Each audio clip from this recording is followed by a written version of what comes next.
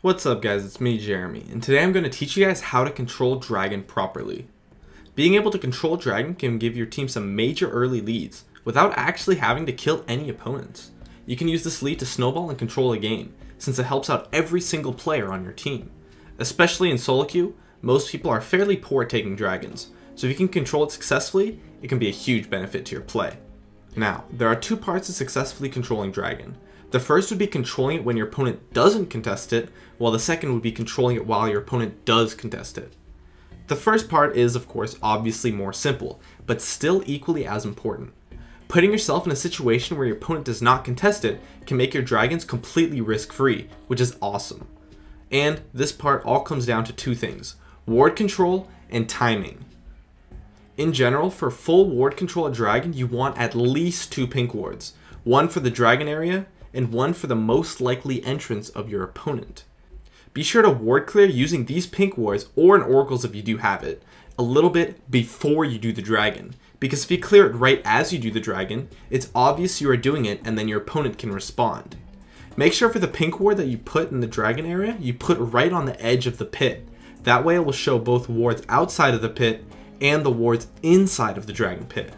In addition to controlling the area with wards, be sure to keep track of the timer for Dragon. It respawns exactly 6 minutes after its death, and if your team can be right there as it spawns, it can be very easy to take free Dragons.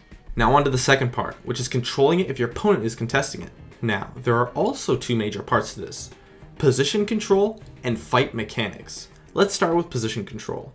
This is fairly similar to ward control, but is more focused on where your team is rather than where your wards are. But wards are what help you gain and maintain your position control. There are quite a few key things to notice about position control around Dragon. First is that since it's a very large and open area, there is a lot of room to position. And second, due to the nature of the Dragon pit and the arc behind it, flanking is very easy. Dragon also has loads of entrances too. In general, you just want to make sure that you aren't getting flanked and you aren't in a position to be initiated on, while pressuring with your position to gain the position advantage onto your opponents. Usually the team near the pit has the advantage, since they are the ones that can pressure the Dragon to be able to force a fight. Also, they can use the corner that the pit has to deny vision with a corner bait. In addition, make sure that you have vision of the bushes you're fighting in, so that you don't get juked or kited into them to maintain your position. Once you have established position by pressuring as a team, you need to understand the fight mechanics. When it comes to Dragon, some fight mechanics are vastly superior to others. For example, teleport abilities are amazing, as it allows you to set up 4v5s which are very easily winnable. But in addition, you have AoE abilities that can dominate teams.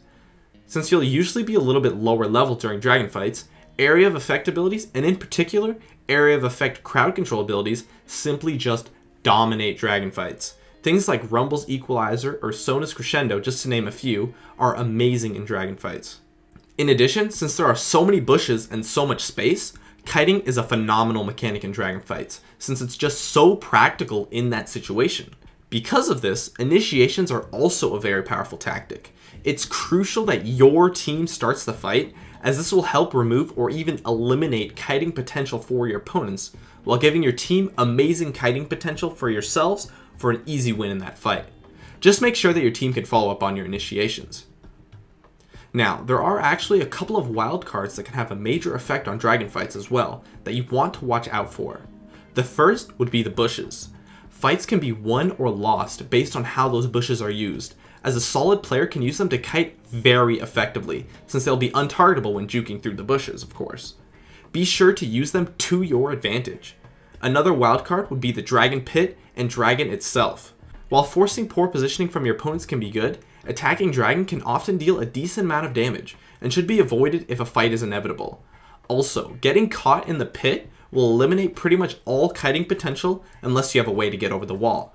So either watch out for that or try to trap your opponents in the pit, as it leads to very easy pickings. My name is Jeremy, and that is it for my video on controlling Dragon. I'd love if you could support me with a like or join me on my North American chat room Gaming Curios, which I am always in when I go online. Please subscribe for more awesome content in the future if you enjoyed this video, and I'd love if you could follow me on Facebook or Twitter, of which I will have links in the description. As always, thanks for watching, and I'll see you guys next time.